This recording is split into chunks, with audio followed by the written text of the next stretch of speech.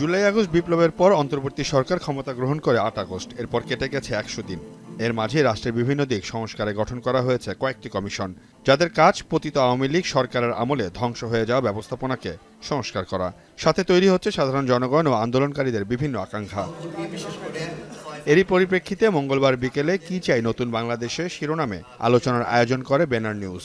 অংশ নেন রাষ্ট্রচিন্তক, রাজনীতিবিদ, অন্তর্বর্তী সরকারের প্রতিনিধি, বৈষম্য বিরোধী ছাত্র আন্দোলনের নেতা, শহীদ পরিবারের সদস্য ও বিএনপির প্রতিনিধি সহ অনেকেই। আলোচনায় উঠে আসে জুলাই আগস্ট বিপ্লবের ভয়াবহতার চিত্র।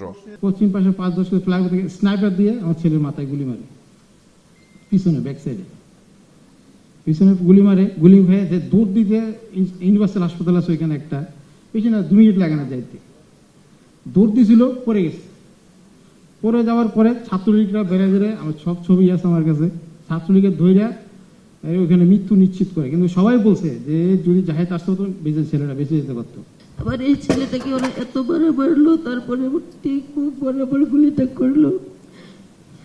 আমি খালি আল্লাহকে ডাকতেছি, কেন আমার নাফিসে কোনো আসে না।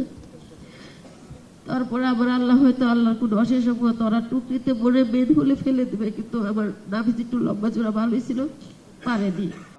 নতুন বাংলাদেশকে কিভাবে এগিয়ে নিয়ে যেতে হবে আর এর জন্য করণীয় কি, কতটুকু ভূমিকা রাখবে তরুণ সমাজ, তবে সবকিছু ছাপিয়ে আলোচনা হয় কর্তৃত্ববাদী আওয়ামী লীগকে নিয়ে। বৈষম্য বিরোধী আন্দোলনের নেতা হাসনাত আব্দুল্লাহ বলেন, বিদ্যমান রাজনৈতিক দলগুলো সমঝোতার রাজনীতি শুরু করে আওয়ামী লীগকে পুনর্বাসনের চেষ্টা করছে। বলেন, একটি ভোটের জন্য শুধু এই গণ অভ্যুত্থান হয় নাই, হয়েছে রাষ্ট্রীয় পরিবর্তন করার জন্য। আপনারা যে ব্যাকডোরে যে সমঝোতার রাজনীতি করে যে ধরনের বক্তব্য দিচ্ছেন আওয়ামী লীগের পুনর্বাসন, সেই জিনিসগুলোকে আমরা সন্দেহের চোখে দেখছি।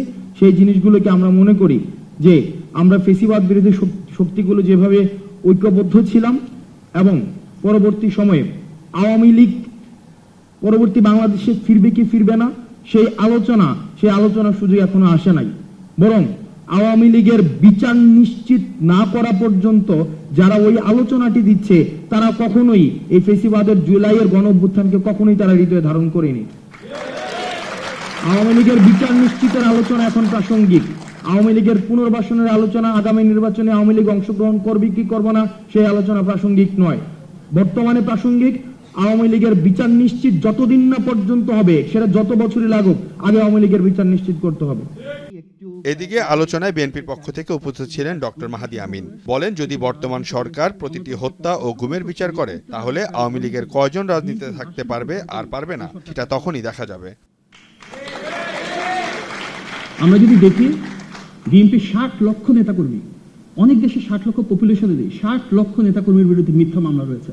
আমি এখানে আমার কিছু পরিচিত ছেলে দেখেছি, বিএনপির এমন একজন নেতাকর্মী নাই ছাত্র দলে যে পোস্টার সাটায় তার বিরুদ্ধে মামলা রয়েছে। 600-এর উপর নেতাকর্মী গুম হয়েছে, 2500-এর উপর নেতাকর্মী খুন হয়েছে, বিচারমোহিত হত্যাকাণ্ডের শিকার হয়েছে। এই যে ফ্যাসিবাদ বিরোধী আন্দোলন শুরু থেকে শেষ পর্যন্ত একটা কনস্ট্যান্ট এলিমেন্ট ছিল, যারা নেতৃত্বটা মোটামুটি দিয়ে এসেছে, রাজপথে সবসময় সবল ছিল, সেটা বিএনপি, বাংলাদেশের গণতন্ত্রের পক্ষের শক্তির প্রধান ধারক হিসেবে। সুতরাং আমাদের দিক থেকে আমরা সবসময় চাইব, যেহেতু আমাদের লাশ সবচেয়ে বেশি দিতে হয়েছে, সবচেয়ে বেশি শহীদ আমাদের হতে হয়েছে, সবচেয়ে বেশি গুমের শিকার আমাদের হতে হয়েছে, আমাদের অন্তর্বর্তী সরকারের কাছে প্রধান দাবি সবসময় রয়েছে তারা যেন এটার বিচার অবশ্যই সুনিশ্চিত করে।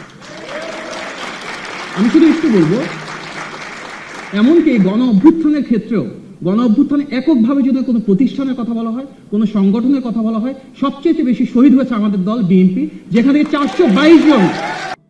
নতুন বাংলাদেশকে দাসত্ব ও প্রভুত্ব থেকে বের হওয়ার পরামর্শ দেন বিশিষ্ট শিক্ষাবিদ ও গবেষক সলিমুল্লাহ খান। বলেন, অন্তর্বর্তী সরকারকে ন্যায় বিচার নিশ্চিত করতে হবে। তাদের কোন দেশের সার্বভৌমত্ব আছে কিনা তার প্রধান মাপকাঠি হচ্ছে সেখানে ন্যায় বিচার আছে কিনা। আপনি যদি ন্যায় বিচার জনগণের জন্য নিশ্চিত করতে না পারেন, আপনার ক্ষমতায় বসারও অধিকার নাই, আপনি বসতেও পারবেন না। এখন আমি তো সাময়িকভাবে জনগণ আমাদের বিশ্বাস করে যে আমানত দিয়েছে, আমি অন্তর্বর্তীকালীন সরকারের কথাই বলছি, সেই আমানত যদি আপনি বিচার করতে না পারেন, অন্তত বিচারের উদ্যোগ নিতে না পারেন, তাহলে কিন্তু আপনি আমানত খেয়ানত করলেন। এই জন্য আমাদের সামনে এই অগ্নি পরীক্ষা আছে। প্রথম কর্তব্য হচ্ছে বিচার, দ্বিতীয় কর্তব্য। ইন্টারপোল সহ ভারতের সাথে কথা বলে শেখ হাসিনাকে ফেরত আনার সর্বোচ্চ চেষ্টা করছে অন্তর্বর্তী সরকার। প্রধান উপদেষ্টার প্রেস সচিব বলেন, দ্রুত বিচার সম্পন্নের পাশাপাশি সঠিক বিচার ব্যবস্থাও পরিচালনা করা হবে, যাতে ভবিষ্যতে কেউ এটা নিয়ে প্রশ্ন না করতে পারে।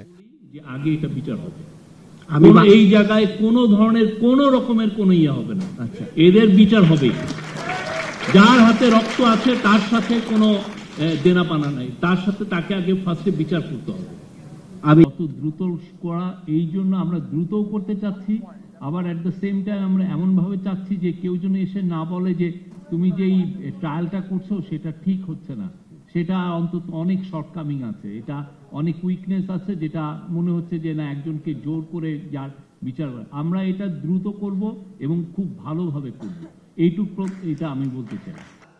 এছাড়াও নির্বাচন ও সংস্কার একই সাথে চলবে, আর নির্বাচিত সরকার যেই আসবে তারা যেন আর ফ্যাসিবাদ না হয় সেদিকেও খেয়াল রাখার আহ্বান বক্তাদের। সিউল আহমেদ, এখন, ঢাকা।